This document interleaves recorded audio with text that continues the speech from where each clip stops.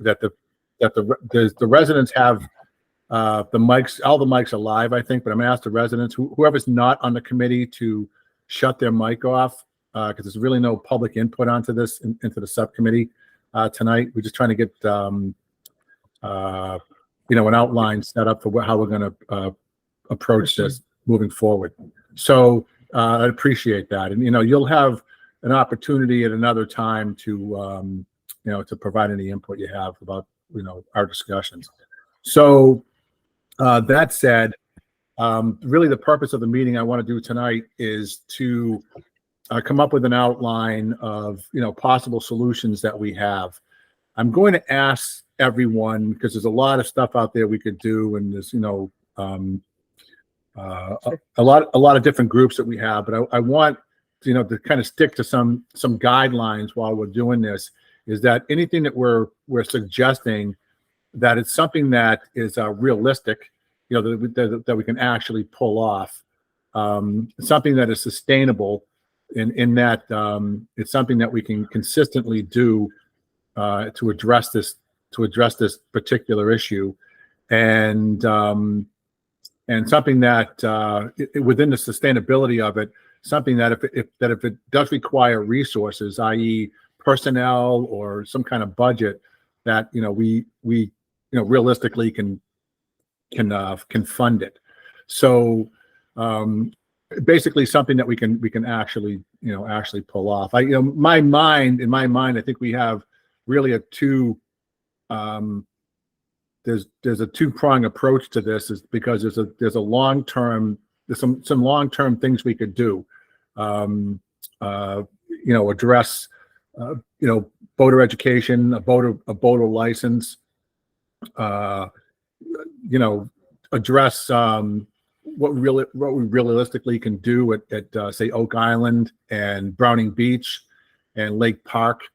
Those are the gathering places of a lot of the jet ski users, and also if there is something that law enforcement has in mind to improve, that may not be able to be pulled off this year, that we have some time to address that. And in that, what can we do in the short term, which is next season, so we don't have next season be like the last 4 seasons that we've had in the lake. So with that, I'm going to start off around, I guess, Chief Anderson, do you want to start off and tell us what your thoughts are? You got to unmute, Kevin. I can't hear you. Can you hear me now? Yep. Yes. Yep. Thank you. Okay, sorry about that. No worries. Yeah, so like we spoke about before, we're going to hit enforcement real hard right in the early season, and I'm here to guide you folks. So if anybody has any ideas, bring them forward, and we'll discuss them. I have done a little bit of research. What do we do currently within the guidelines regarding noise? Is there anything in the Lake Quinsigamond rules? Yeah, there is that intone that. I don't have a copy of the rules in front of me at the moment, but basically people aren't supposed to make loud harangues. And I think otherwise the guideline might go by public nuisance in terms of decibel level. And that much I can tell you. Yeah, so the decibel on the rules, Mike's right. You can't yell at people. You can't swear at people. You can't give people inappropriate hand signals, that kind of thing. You can't harass anybody. What I'm talking about, Peter, is I'm talking about the actual noise of the. Yeah. So I'm getting to that part, because it's all in one rule. And the noise ordinance is after 8 p.m. and before 7 a.m. So that's where you can't make a noise that's would be considered, in our rules. That's how it's stated. So that may be a challenge to law enforcement, to enforce something during the day. And I don't know if the town or the city has some kind of decibel rule, just in a public space. But on the Lake Quinsigamond rules, it's 8 p.m. to 7 a.m. is when you can't have amplification. And actually, that brings up another whole issue separate from personal watercraft, and that is there's been almost equally as many complaints about people playing incredibly loud stereos that could be heard quarter to a half a mile away. That's almost like another issue than why we're here tonight. But a lot of the complaints we receive about the jet skis, it's the noise of them as well as the nuisance. Right. One thing we could do, Chief, is we could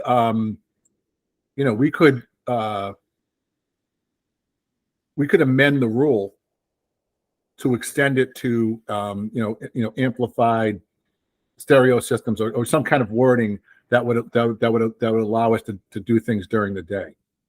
So, Peter, what a lot of other, not a lot, but what other lakes have done is they've implemented what they call an amplified noise code, or the Lake Quincy Commission rule.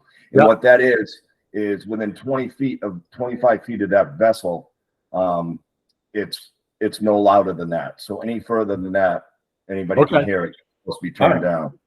And it's what they call plainly audible within 50 feet from any distance within that watercraft. Okay. So it makes it a little more simple as opposed to going up with a decibel reader. Yeah. What did you call it, Chief? An amplified? Yeah, so it's basically to address what they call quote noise pollution. So it's called amplified noise code. We would have it as a rule. Okay. Like Quinsigamond rule. I like it. All right.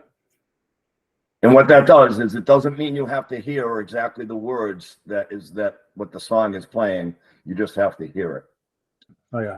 Well, right now, you know exactly what the words are. Yeah. And so what some other lakes have done is that between 10 p.m. and 8 a.m. they change that and they make it 25 feet. Okay. Okay. So we can tighten it up later on. Yep. I mean later in the day. Exactly. Okay. All right. Good idea. So I guess we'll move on to Scott. Amade? Hi. So yes, okay. A couple of things on our end. As you said, a boating safety course, boating education. We're going to try and work on making sure we've had one there historically. At Regatta Point before the summer, we'll make sure we end up having something with that again. The thing with boating safety courses is you can't make people take them. You can only offer it to them. And so on that level, the other thing, I did do some reviews of your rules, and I came across two interesting ones that may be able to help after a problem. 29 and 30. Yeah, Rule 29 and 30. Yes. Yeah. How does your commission work for banning people from being on the property? So we have done that, and Last year we did it. It was a couple of years ago, but 2 years. I think it was Shrewsbury PD that had approached us at the time, and they had an individual in mind, and they asked us to implement a kind of a 3 strikes and you're out rule that if you guys go in and give someone a warning and you go and then you give them a ticket, you've had 2 encounters with them, then the third time they basically come before us and we have a hearing and we ban them, which is what we did. Yeah, it was a jet boat and it was much too loud and it just was causing problems. It wasn't even a matter of volume. It was a matter of the size of the boat, the wake. It was just he was basically behaving a lot like the jet skiers do, but with a much larger vessel. Right. Yeah. So yes, we have implemented it. We haven't done it a whole bunch. I'm willing to do it as much as we can. But what Rule 29 is, I think 29 is we can ban the operator for 12 months, and Rule 30 is we can ban the vessel. Correct. Yes. So what is the procedure for that? Because obviously, we may only get one guy once. Shrewsbury may get him once. Worcester may get him once. Let me qualify that. that, that's basically the 3-strike thing was like, if you're out there and, they're doing circles around a boat or something stupid and, and you have to speak to them more than twice, then, that's a cause to bring them up. It's like in the old days in Massachusetts, if you got 3 moving violations or 3 speeding violations, you'd lose your license. That kind of thing. But so we did that. But if something was egregious, like say that this person swamped a crew boat or caused injury or did something like really bad, that would go right to the top of the thing. And what we would do is we would have a hearing. So the procedure after you make a recommendation or however you want to do that is basically we had a hearing. We have a hearing at the next possible Lake Commission meeting, and we address it. All right. So with that, I'm guessing with most administrative hearings, it would be you would address it. The officers that were involved would show up as witnesses, give their side of the story. Yep. Right. So if that is the case, who are we notifying directly? Is it going to be you, sir, Peter? Yeah, the Lake Commission. Yeah. Okay. Yeah. Right. Okay. Yeah, I saw that going through reading it. I was like, okay, that's another potential option. And again, that's simply dealing with vessel operation. That's not going to be something at DCR side, at Lake Park, or at Oak Island. This is actually vessel operation. If they're on land, we kind of. Our ability to enforce that, we do technically our authority manage the watershed, but that's mostly an environmental management type stuff or local police. So, but that once they get on land, like we kind of let the land folks take care of that stuff. Yeah, no, that's what I meant by reading this specifically. Right. Yeah. You've got to be operating a vessel at the time it's happening. Correct. Or banning the operator of a vessel, right, or the vessel at the time it's being right. Yep. If they basically, it doesn't have to be a vessel actually, Scotty. If they break in any Lake Quinsigamond rule, like swimming more than 50 feet from shore, okay, that kind of thing, like doing something that they shouldn't do, we could implement. Technically, we could implement that rule. Okay. So, all right, if that makes sense.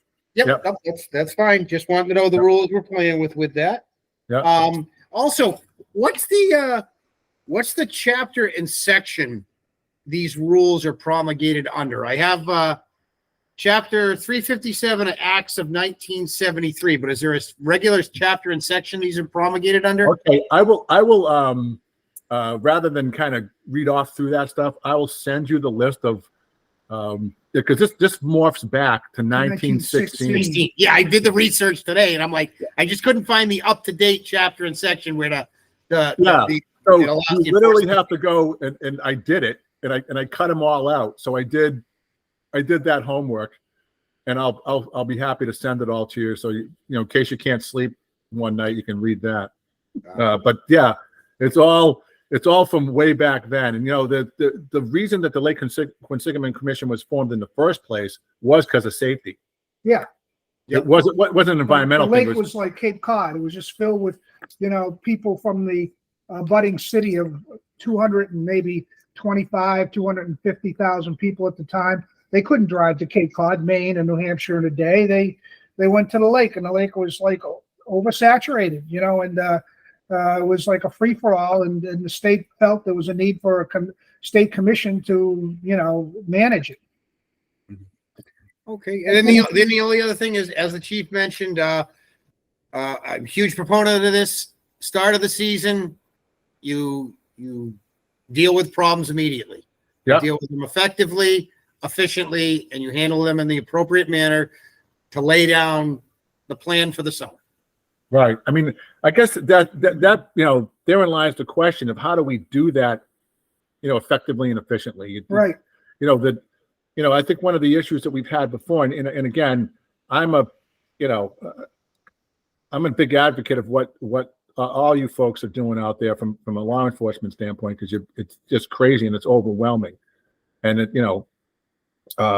trying to enforce things in the water is way different than on the road. So, and I tried to explain that to someone the other day. I says, well, imagine if you were, in a cruiser and you pulled up next to somebody, to talk to them about a violation, but you couldn't get out of the car. You can't walk around the car. You can't do anything. Like you just, they got to, hey, roll down your window. You're doing this, you're doing that. So it's a little bit more challenging, I think, than most normal situations. And you also don't have an easy way to get backed up if something should start going south on you. So there's a lot of issues. But one of the things that that it doesn't seem it's been consistent in that we don't. It's hard to. It's kind of like all over the place, so it's hard to manage it. So I guess that's where I'm seeing some of the disconnect. There may be somebody doing something stupid down by the Corazini boat ramp, and there may be somebody buzzing through Kings Point's no wig zone. There may be there's somebody riding around Flint Pond, doing nutty stuff, and they're all separated by about 2 or 3 miles of distance. And there's maybe 2 boats or 3 boats on the lake at a time. Like, how do you manage all that? So I think that's going to be the challenge. Yeah, well, with the beginning of the season, from doing my research already, you have the QRA basically is going to be up to the Saturday of Memorial Day. Right. Mm-hmm. So that's covered up till then. Beginning on Sunday will be when you have to, again, start placing assets in the area. And again, that'll be worked out amongst the law enforcement folks here as the season goes on. But again, the same basic idea. Make sure you have somebody at the ramps, somebody at the problem spots, Oak Island, and then I always forget the name of the one in Worcester by the old Browning Beach. What's it called? Browning Beach, across from Browning Corazini. Beach. Yeah. Thank you. Yes. Yeah. So again, we'll work off of that. We'll carry on with the same plan and see where it goes from there. Well, can I ask a question? Sure, Chair. I would appreciate also, as Vice Chairman, and relative to different law enforcement entities here, what your opinion is relative to the whole issue of why we're having this meeting tonight, as to whether we have a ban for a year in terms of jet ski use on the lake. And again, why did this come up? Why did I bring this motion up? Because it's been an issue. Now, inevitably, in terms of the approximate 40 people that attended, from my rough guesstimate of the people who were at the 2 commission meetings ago, Scott, I think you were there. Yep. They were, proponents or for probably, and some of them against. But the point is, I don't think they were necessarily representative of everybody. A lot of people these days, won't show up for whatever it is. And let's just stick with the issue here. I'd like to know, how, relative to the subcommittee members here, how they actually feel one way or the other. I will spend a little more time talking about what the motion was. Well, maybe I should just do that now. Basically, I made a motion that we take a look at banning them for a year, have another public hearing before next year, see as to whether we want to revoke that. It's in response to a problem. And I guess the gut sense I have is, why should Lake Quinsigamond be the eggshell that we have, inappropriate use operators be testing? If it's a problem, let the state come up with some more rigid controls, hopefully within the next year. I understand that there's been initiative made to have PWC rules changed for 4 years, and yet let's talk about the truth of the matter. It hasn't gone anywhere. So until such time as the state actually goes through with something in terms of some hardcore rule change in terms of enforcing better conduct on the part of these people, my point is, should we have them banned for a year? Now, the people who own jet skis in the lake aren't going to like it, but they don't have to sell them tomorrow. And if things are tightened up and they go okay, and maybe a year from now we'll just rescind it and we'll go back to letting jet skis use the lake again. But again, what prompted it is, and I live on the lake. I see what happens every day. The lake definitely is getting to a point of virtually unsafe oversaturation, and jet skis don't make it any better. They just make it worse. So that's what prompted this whole, motion, this whole discussion, this whole public hearing. And unfortunately it's an issue. And so I think, we're going to have to talk it out and come with if the commission and its wisdom of the majority doesn't want to go with it, so be it. But at least we brought the issue up. We had a discussion, and we so voted on it, pro or against. So thank you. Yeah. All right. Well, to deal with your thing in two prongs. As for state regulations, the only major regulation change that is being attempted to be worked on that would significantly affect this is the mandatory boating safety law. And that has been worked on for years, and we have dealt with that. Your second question, and this is from above me, the Mass Environmental Police has no official opinion on this, not making a recommendation. We are simply dealing with the issue at hand based on the rules and regulations that you folks have. Right. Okay. And that's fair enough. And I just would like to echo that. I agree with Scott. I'm not, I can just say this. I'm not a big fan of banning things. But that being said, it's the residents' decision whether they want that, and we enforce it, and we'll take it from there. Yeah. Well, it's the residents' decision to a point where it becomes the commission's decision, because if we have to deal with, we're charged with the safety of the lake, and overall, I agree with you, Chief. I'm not a big opponent of banning things, because one, I don't think it's that effective. Because if they can just go out and buy a jet boat, which isn't technically a jet ski, and it's an operator issue, not a machine issue. So, I don't think necessarily that's always the best path to take. That said, I'm seeing a trend start. They banned them at Indian Lake. They're banning them in other lakes in the Commonwealth, and it's getting to the point where everyone's going to be going to some place where they can use their jet skis, so it's going to get more filled up. I was disappointed that Worcester, the city, did what they did at that point, because I knew that it would basically exacerbate the problem that we're having here. And last year we saw that. I understand. I understand all that. It was tough for enforcement. Summertime police are right to have a vacation, summer vacation too, but when there's, the intonation, there'll be enforcement, and residential abutters haven't seen it, they get sour on, is it doable, Right. So I guess that's what I'm saying. If we can avoid that, I'd be more than happy to take that route for sure. And Peter, the other thing we just got to keep in mind is, this is our first year with the jet ski. My officers are trained with the environmental folks. They're welcome to use it. They're going to bring their jet ski. I think we're going to have a little better reach with the jet ski. We'll be able you're going to have a way better reach. Yeah. Easier.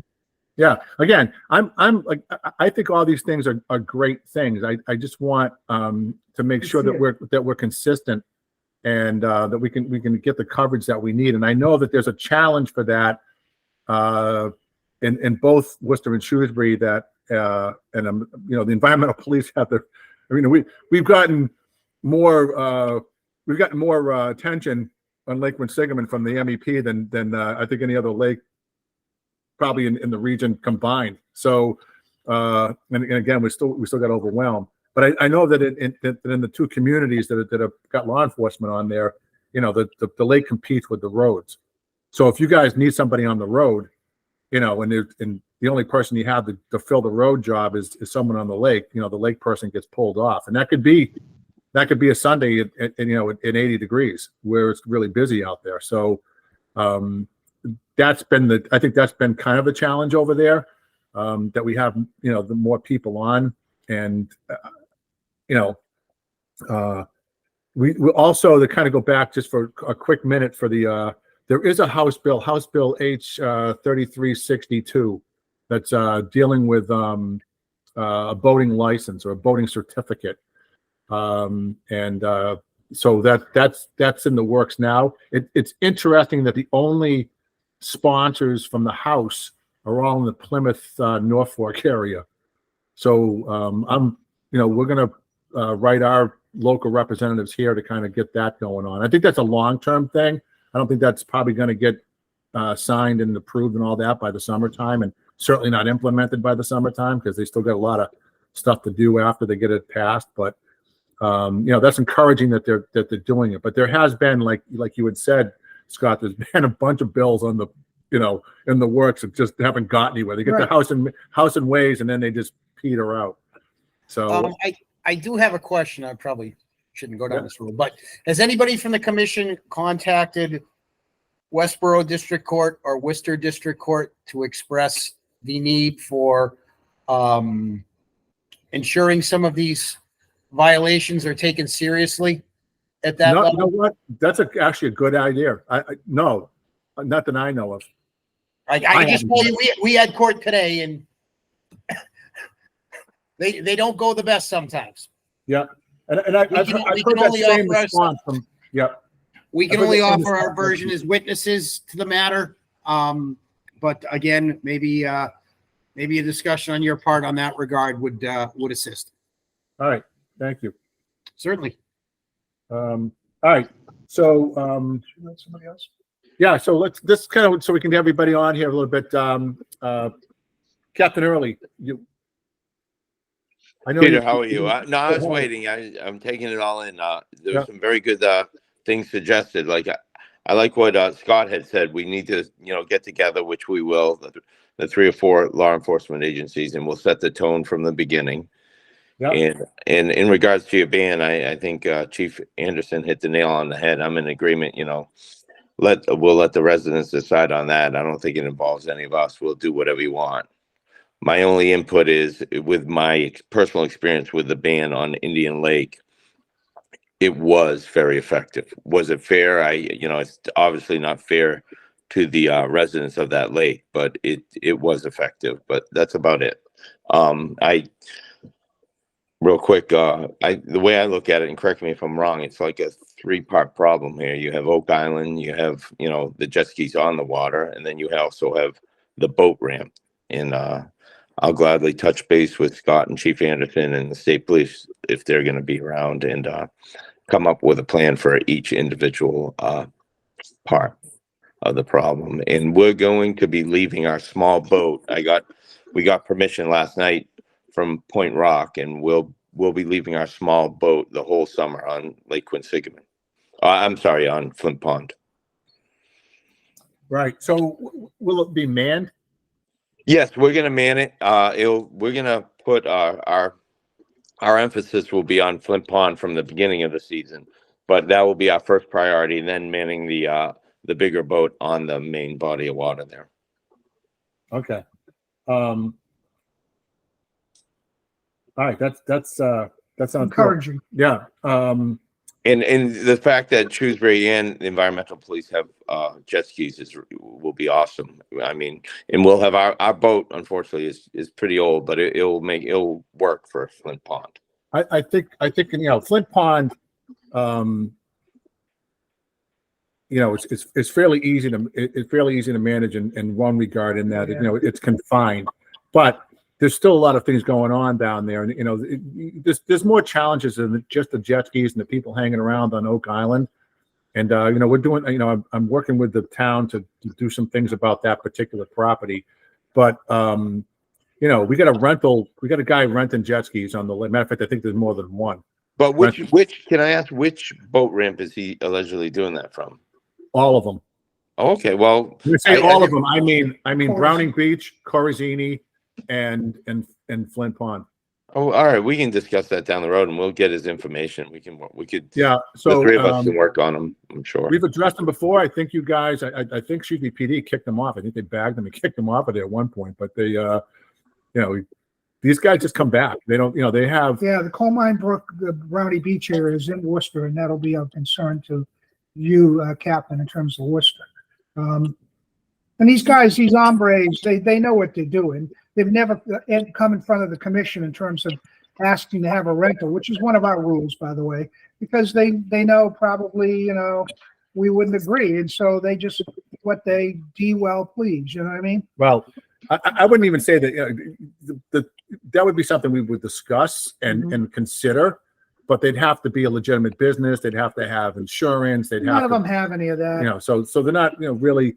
I actually contacted one individual about this at one point. I called them up and I introduced myself, told them who I was and why I was calling. And his comment to me, because I got his name off a website, his comment to me was, well, you know, what makes you think I'm renting jet skis on Lake Quinsigamond? And I pointed out to him, well, your website and Facebook. And, you know, it was like, I had like 3 things. Instagram, I think he's on. You know, he's advertising on all this stuff. And he said to me, well, you know, he started yelling at me and, you know, that's not fair. And why can't he do this? And blah, blah, blah. And then he hung up. So, you know, they obviously don't follow the rules. So that's, Right. And they're going to be defensive. But that's a big issue. And, you know, now we're getting operators that we have no control over how old they are or anything else. So it's really kind of a crazy situation. But I know that I think Scott Gorey's on here. I think Scott was the one who told me he actually saw somebody transferring money at Flint Pond. So you know, it's happening. So, you know, the issues are those 3 areas that's where the kind of, you know, it seems like a lot of people are coming in through there, but there's all kinds of little subtext things going on that have built up over the last 4 seasons. I mean, these guys have a pretty good business. And one good resource I had was Casey Duva at Regatta, who showed me they actually have a not a chase boat, but kind of a point boat out on his side of the Burns Bridge that basically spots, and you know, they'll tell you when law enforcement's coming down, and they transfer jet ski riders off this boat that they have there. So, you know, they're fairly sophisticated in the operation. And besides that, we should probably hear, Peter, if I could ask other people that are on here today. That brings up another whole issue. And a lot of these boats that play blast, when I say blast the music, they also have police scanners. And you know they do, because all of a sudden somebody's called to have enforcement tell them to turn it down. And gee, about 15 minutes to 25 minutes before the police show up, they turn it down. How did they happen to know that the police are en route? Well, they got scanners. That's why. I know the city has a cat and mouse game going on with these guys, because they're not just on the water. They're at Lake Park. They're at Green Hill Park. You know, they're all over the place. So, I know it's a challenging thing. So I'm gonna ask Scott Gorey to comment and tell us what he thinks on. Yeah, Peter, we've had some conversations, and I don't want to go right for a ban, right? I don't think that's the best route. It's already been said, but now with Shrewsbury having a jet ski and Worcester being able to put on Flint, I'd like to see a crackdown early, right? The first few weekends of the season, or even the first month of the season, you know, can we hit the boat ramps and check safety equipment, check registrations? If they're not on the water, then that eliminates half the problem right there. Yep. And then some policing on the water, right? Flint hasn't had it, and we know the limitations there with the bridge, the Sunset Beach Bridge. Not sure that's the official name, but now we'll have some support there, and I think we'll have more policing on the lake. I'm not sure if it's in the budget. You guys will have to tell me that, but at least we have some more eyes out there. And the slip that I got for Captain Early, we can get one for Shrewsbury, and we can get one for the environmental police also. So you guys don't have to continue to trailer your boats in and out, or your jet skis in and out. You can leave them there for as long as you'd like. Okay, that's a good thing. I mean, the jet ski, the jet ski is going to be slipped at the Shrewsbury Boathouse, and the jet ski can get underneath the Stringer Dam. That's the official name, Scott. Okay, all right. Yep. Stringer Dam, but that thing can get under there, so that shouldn't be a real issue. The small boat is great. I know that Environmental has one that was parked at the Shrewsbury Boathouse on land all summer, and I'm assuming that it wasn't all summer. It was kind of hanging out there, so they can get that in and out, and that also will fit under the Stringer Dam. So, right. And they were over there a few times. So, whenever there's law enforcement over there, I mean, we have a no wake zone going under the Route 20 bridge, which none of those guys, and I mean none of the jet skiers, obey that if there's no one sitting there. If I can, Peter, be aware that if you have to manage enforcement hours, that, yeah, these guys will virtually sunrise to sunset, be doing it 7 days a week, but principally it's afternoon hours and obviously pretty much all day Saturday and Sunday. But they're out there, but they'll be out there at 3, 4 in the afternoon, Monday, Tuesday, Wednesday. And there's only so many hours. I know enforcement can be out, but they need to keep in mind critical times of usage. And those are the critical times when these guys are out later in the day, 7 days a week, but particularly Saturdays and Sundays. Thank you. So, and in that, I think that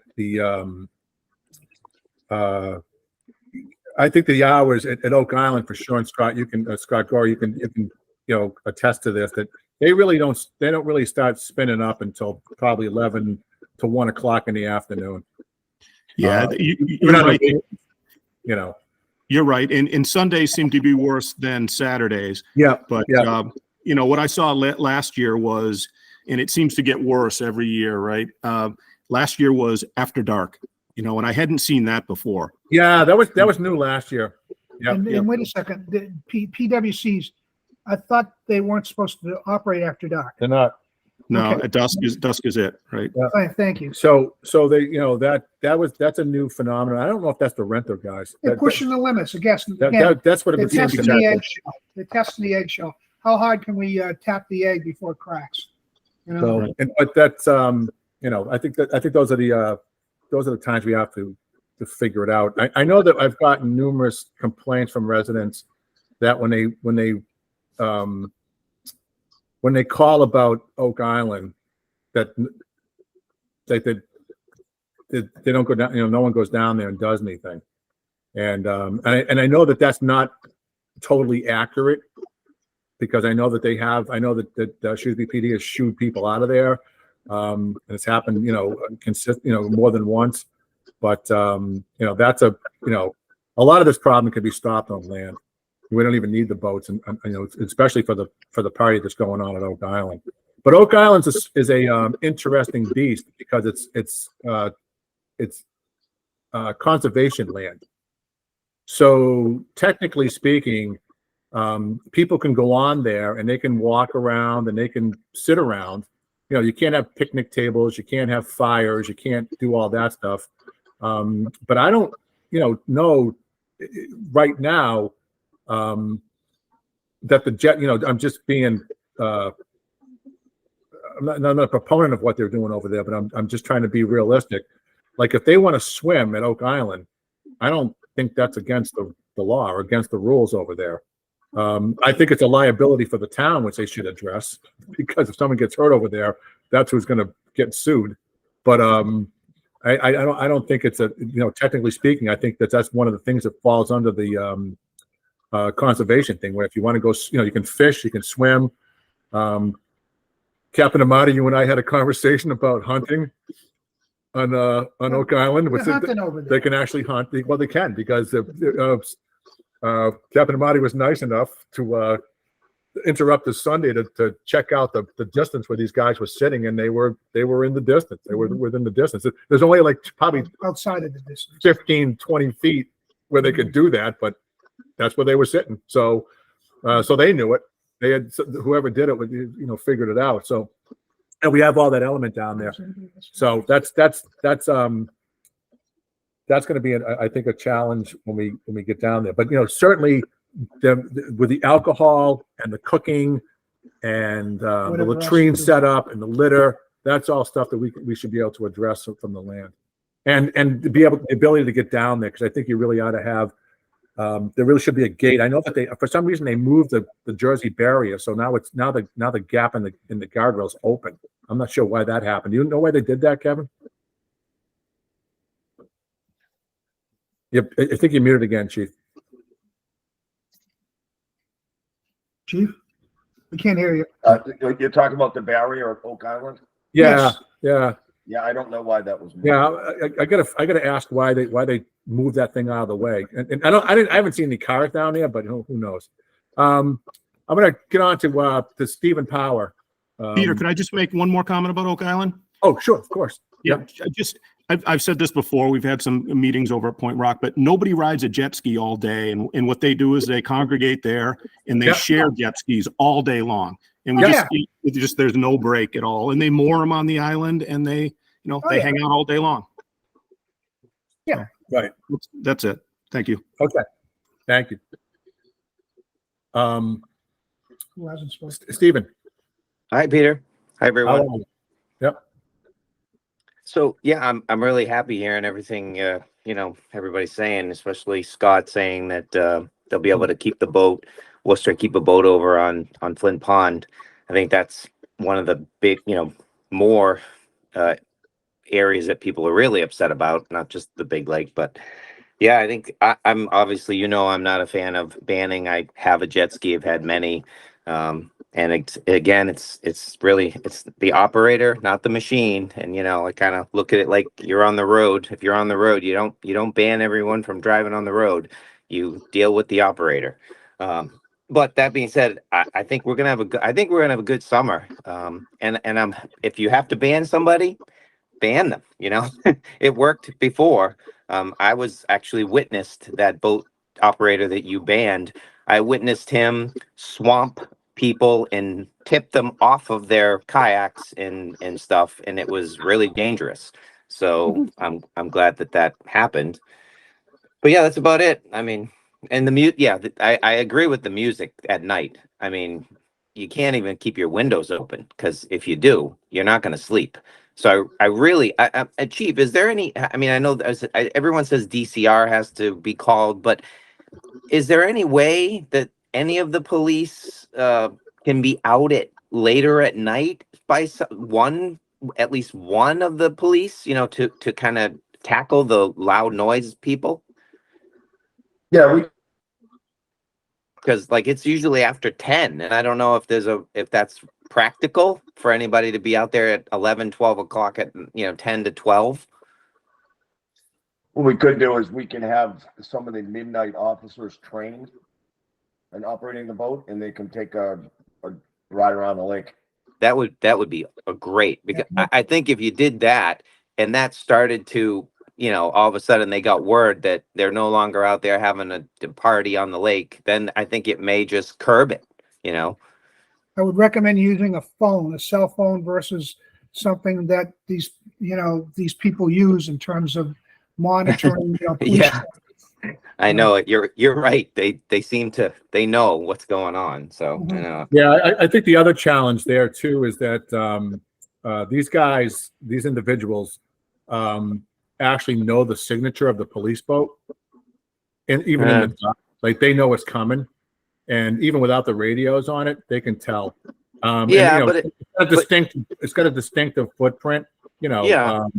But if they sit somewhere, if they know they're coming, like they do for other. This is why I'm saying this, Stephen, is because what happens is, and I've heard this from multiple officers, that when they pull up, the music gets turned down, right? Oh yeah, no, I get it. And they go, "Oh, okay, sorry, sir, blah blah blah," and they'll drive away, and they'll be gone, 5 minutes, and the things will be blasting again. Right. So, and then just wait for it to come back, and and maybe we use Rule 29 and 30 on that, because there you go. 10 o'clock at night, that's definitely a violation. It's Educated amplified. warning, ticket, ban them. Yeah. So that's a way to address that, I guess. I guess we just have to be a little bit more Strict. strict and aggressive in the side of it. So that's a good input, Stephen. Thank you. For years, the police, I know they all say when they talk to me, when I ask them about what did you do for this, and I get it, they all say we're here to educate first. Yeah. And I'm happy to hear that, because we all make a little mistake here or there. Oops, it's great to get a warning. But let's face it, they've all been warned now for years.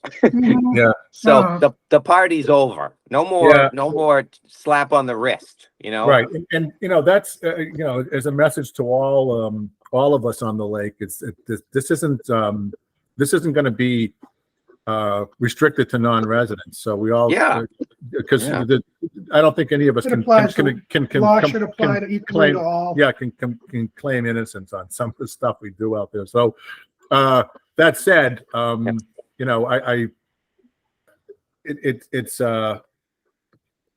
something it's those are the challenges I think we have with especially the noise ordinance or the music thing, is that these guys kind of turn it down during the day. That happens all the time because they can obviously see. Well, they can see them, yeah. But if they sit in a spot and they know they're coming, they could pull the boat in like a cove, in where they don't see them. And then as they pass by, they pull right up to them and say, "We heard it from 100 feet away. Never mind 50 feet away, or 25 feet away."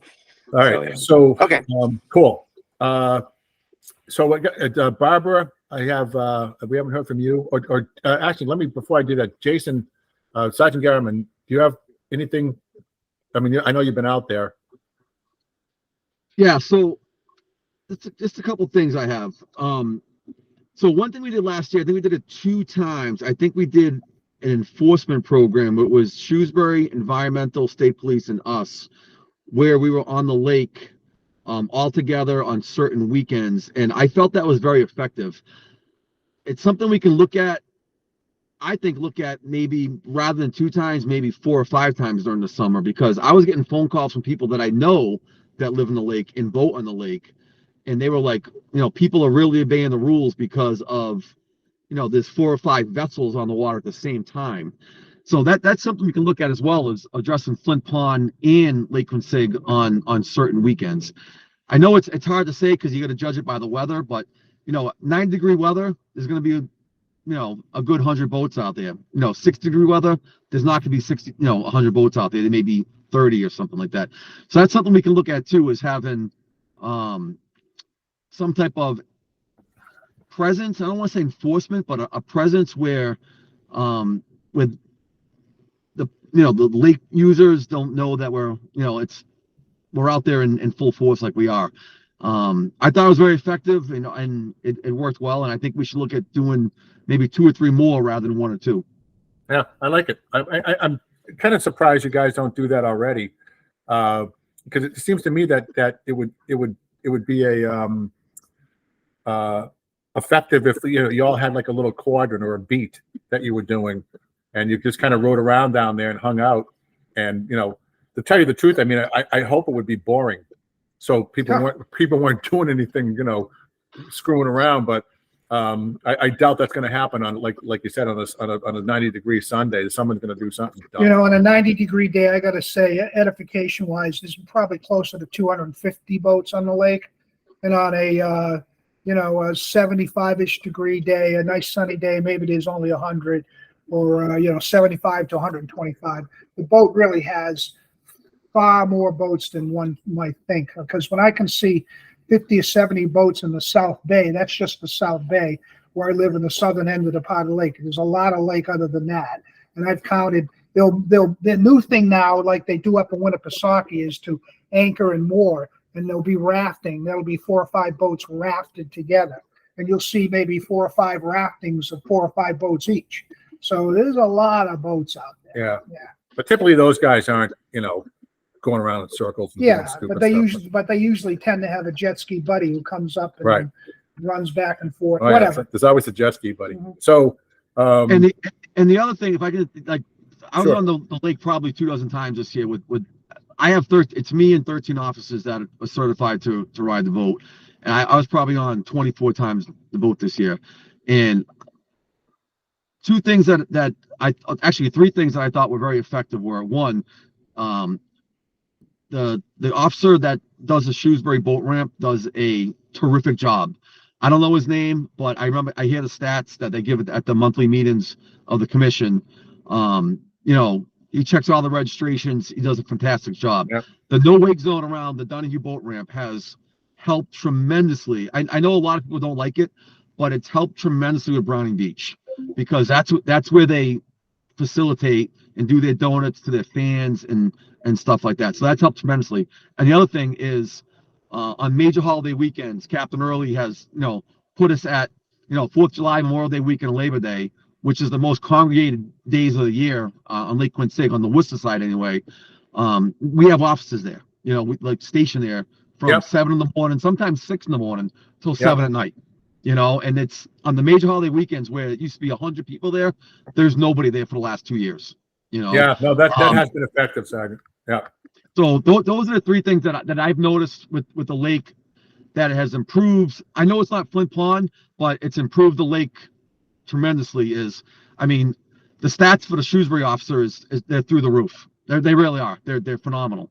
From we closed out the last commission meeting before I went to break, and no wake zone. Like I said, I know it's a love-hate relationship, but I find it very effective by the Dunedin boat ramp. Yeah, interesting. Some of the biggest opponents to that would actually came to me and said that they thought we should keep it in place. So I was you know, that was good to hear. And that the officer you're speaking of at the ramp also paid a visit to the Flint Pond boat ramp, and we have a nice photograph of him that he ended up arresting two people down there for doing some nefarious stuff. I think there were warrants. So he does do a really good job, and honestly, someone had brought up before, you get them at the ramp before they come in, and that just eliminates that whole problem right there.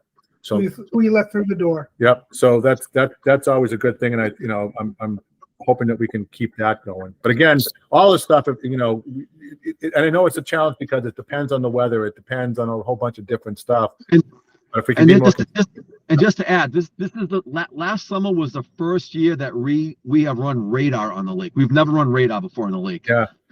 This last year was the first year that we ran radar on the lake. Like the LiDAR does not work on jet skis, but radar does. So that was the first year we ran radar last year, and we stopped a lot of jet skis for speeding. And not just jet skis, boats as well. But now that we have a radar, it's on the boat permanently, and we're going to be using it, in the future to try to address some of the situations. And someone like mentioned about hiding around coves. We did that last year in the I'm not sure that tight squeeze from like the Marine Corps League towards I call it Eagle Island, that tight squeeze right there. There was a no wake zone that was put in. yeah, the Narrows. Yeah. Yeah, the narrow. Yeah. Kings Point. That's Kings Point. Kings Point. We actually piped that last year for the no wake zone for speeders. Like I had my guys pipe that. It was all advisory. It wasn't ticketing or anything like that. It was advisory because it was new. But we did pipe that area last year of Kings Point, what you called it. Just to this year we'll enforce it, but last year it was all advisory. Okay, I think that, the other thing with in that particular area too, the biggest dilemma we're having down there is in the morning. That's early. Skiers, and because it's kind of a conflict. The skiers and the rowers are out there at the same time, and that was a particular area that at one point in the 1970s that a skier actually ran over a sculler, and He was captain of the Holy Cross group. yeah, he decapitated him. So And the last thing was communication was an issue, but we actually Shrewsbury Environmental, Worcester, and State Police, we all went to I guess a communications class at Shrewsbury Police Department during the summer, so that we can all be on the same page of an LPS where we can communicate with each other during events when we're out there together and stuff like that. Because we don't share the same radio bands, but after having the communication person come in from the region, now we can switch to a certain band and we can all communicate with each other. So that if we're at the north end of the lake and Shrewsbury the south end of the lake and State Police in the center, environmental, is in Flint Pond, we all know where each other are and we can communicate a little bit better. And I know, Captain Marty brought it up 3 years ago, but it came to fruition this year, Right. So that's really good news. So that's a I'm glad you If all guys else fails, get each other's cell phone numbers so you can call the people who are on the lake by phone to not allow for these people with scanners to be so alerted beforehand. Well, they can't. I don't believe they can monitor. Correct me if I'm wrong, Captain or Chief. I don't think they can monitor LPS 8. I'm not sure if they can or can't. I'm not positive on that. Yeah, they'd have to find out where you were. I don't think they can either, Jay. But we can check with John Ansel tomorrow. Right. Okay. So Anybody else? so Barbara Kickham, are you on? Still like. Yeah. Hello. Oh, I would just add for the residents that weren't at the commission meeting or weren't watching it yesterday, that we also have the Coast Guard Auxiliary volunteering to be at the ramp to help with vessel safety checks. And that keeps people, that keeps some people off the water too that aren't prepared to be there. So, and that will help law enforcement too. You know, they can't kick them off or do anything, but if law enforcement's there and they see that they refused or they, didn't have Right. things and they continue to proceed, it helps them. So Okay. just wanted to add Good. that. Good point. Yeah. And also, hopefully the auxiliary will be able to take some heat off of law enforcement with doing some tasks like towing boats or, helping distressed boaters that Need a hand. that need a hand, when I'd rather see out there, doing the enforcement. They might not be on the water this summer, I know this season. I know. but they really have intentions of getting a boat, and that will Right. help. So it might be next year, but maybe not this year. So yeah, we'll be in communication. All right. Anybody else? So, Peter, I just so you know, with the Coast Guard Auxiliary, I've already spoken to them. I provided them with all the dates for major events and or tournaments, QRAs, things like that. Yep. So they've told me they're going to be working quite a bit on the ramp this summer, and they were All right. great help last year. So Yeah. A few years ago, we had these guys on here, and it was great. It was really anyone that got distressed out of gas, whatever. Bill Adams. They were there to help, and it took a lot of heat off of law enforcement that didn't have to deal with all that. Because you tow someone and they're at Taking up 45 minutes to an yeah, hour right yeah. there. If they're on the other side of the Route 9 bridge, it's going to take them an hour. So that'll suck. And Mike Liberty, are you still on?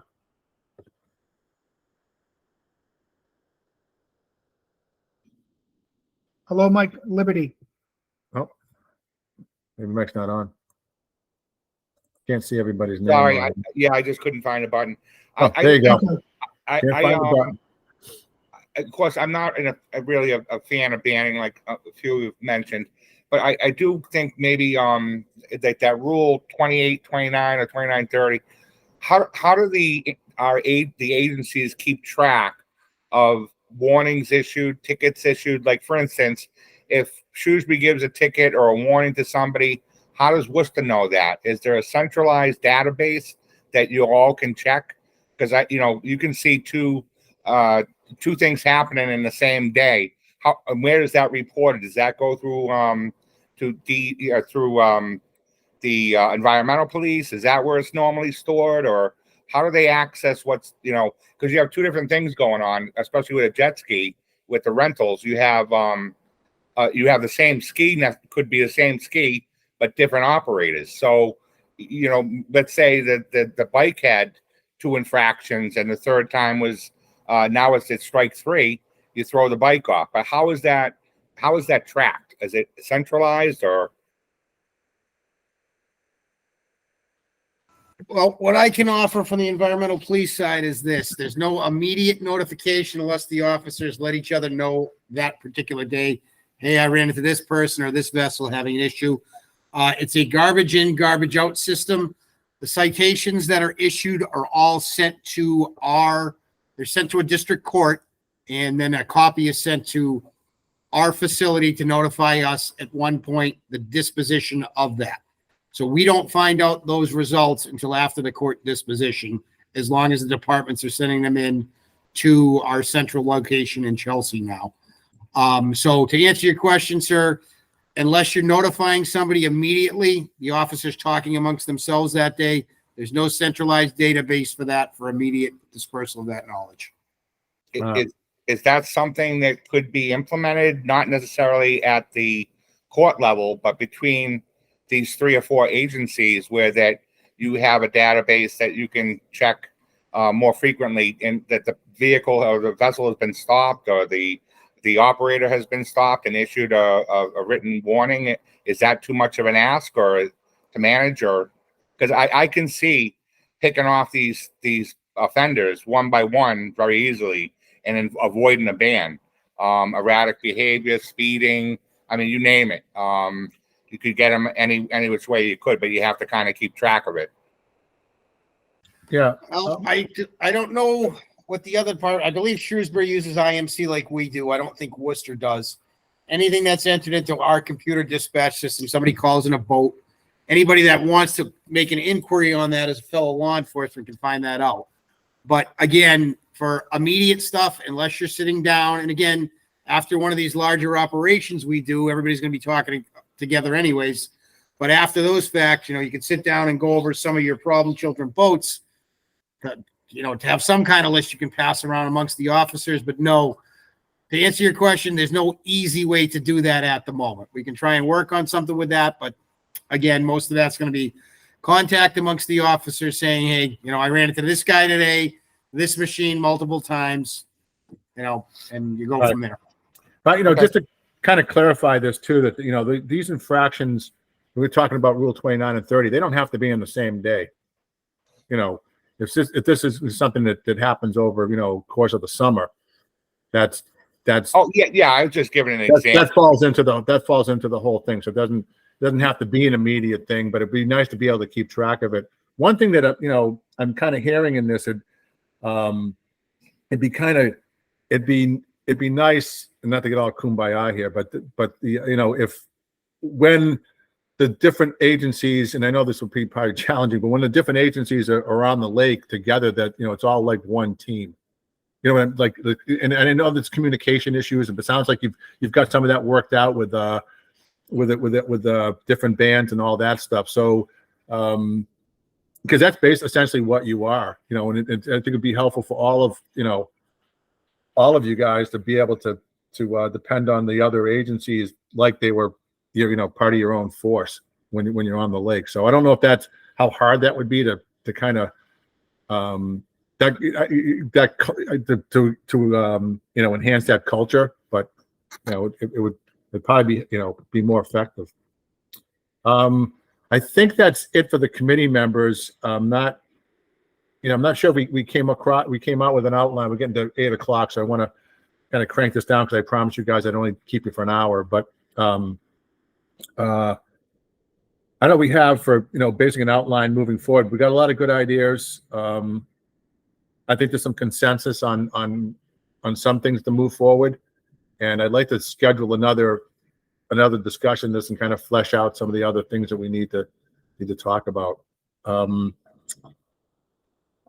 Thursday seemed to be a good night. Was this a good night for time wise for everyone? It's actually not a good night for me. No? What would be better? Monday or Wednesday. Monday or Wednesdays? Yeah. So is Wednesdays good for anyone else, or Mondays, or what? Mondays are better than Wednesday. So Mondays. So if we would, does anyone else have a? For me, I mean, as long as they're virtual, I'm fine anytime. Yeah, that's for me too. Most times. Yeah, Tuesdays Peter, I can make any night. Okay, thank you. Yeah, Monday for Jay Gorman, Mondays are good for me. Mondays are good for you. Okay. Yeah, I have other community meetings I got to attend, so Mondays are probably the best for me. Okay. All right. So what if we scheduled not next Monday, but the following Monday? That's Monday, the 12th. Thank you, Alyssa. Would that work? Monday the 12th? Same bat time, same bat channel? Yeah, man. Sounds good. I'll make sure we have somebody from MEP representing. All right, thank you. I didn't mean to leave Officer Hurd out too.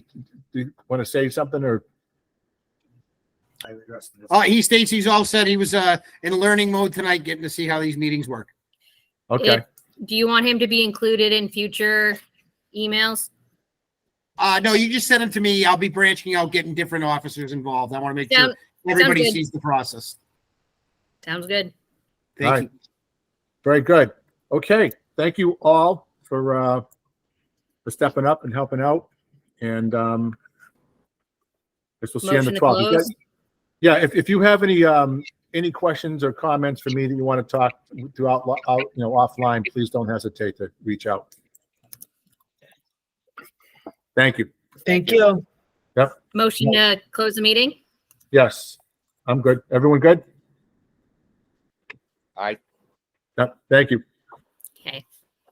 Have a good night, all. Have a good night. Thanks. Right. Night.